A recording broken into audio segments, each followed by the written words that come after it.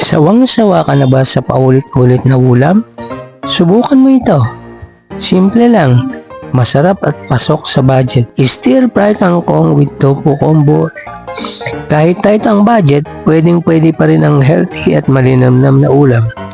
Sa video na ito, ipapakita ko kung paano mo mabubuo ang masarap na kombinasyon ng gulay, tokwa, at tuyo na siguradong patok sa hapag.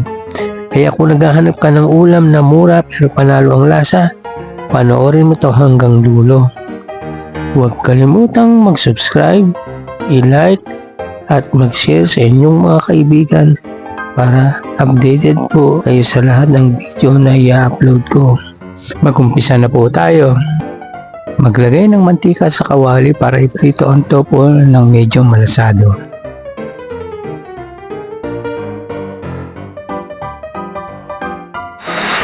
Kapag mainit na ang mantika ay iprito na ang tofu na hiniwa sa maliliit. Luto na ang tofu, ahunin na.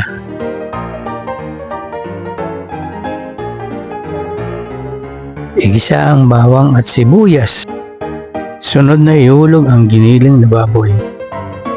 Lagyan ng isang sachet ng oyster sauce. Haluin.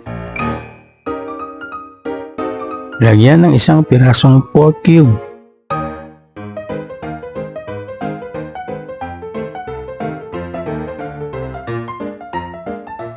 Ihulog na ang mga dahon ng kangkong. Takpan at lutuin ng 15 minuto.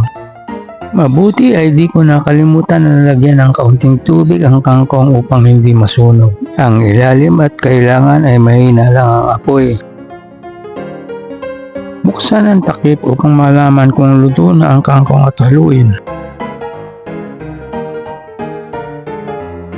Lagyan ng 1 at kalahating kutsarang patis pampalasa.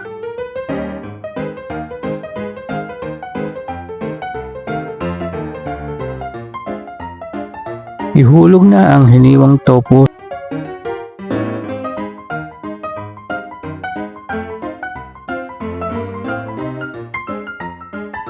Okay na, luto na siya. Ihanda ang isang maliit na kawali para iprito ang mga tuyo. Maglagay ng kaunting mantika sa kawali at hintayin uminit ito.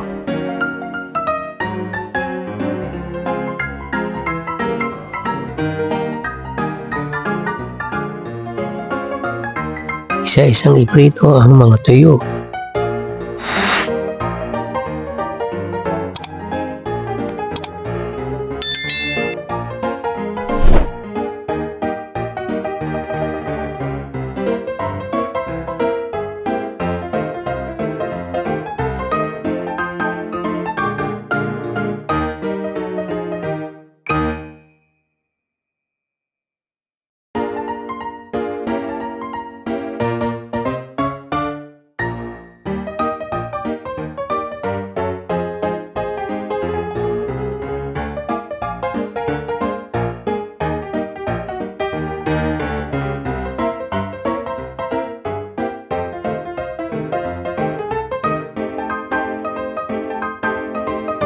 Hanguin isa-isa kapag luto na siya.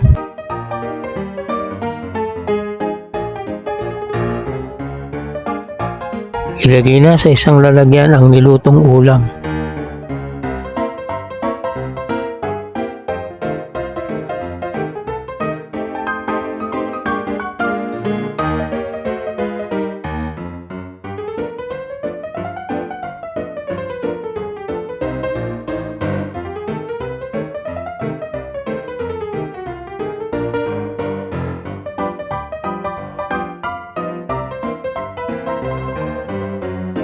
Ito na ang resulta ng aking stir-fried tofu combo. Kung nag-enjoy po kayo sa panonood ng video ko, paki-like lang po at mag-subscribe sa aking channel at i-hit na din po ang notification bell para updated po kayo sa mga bago pang video recipe.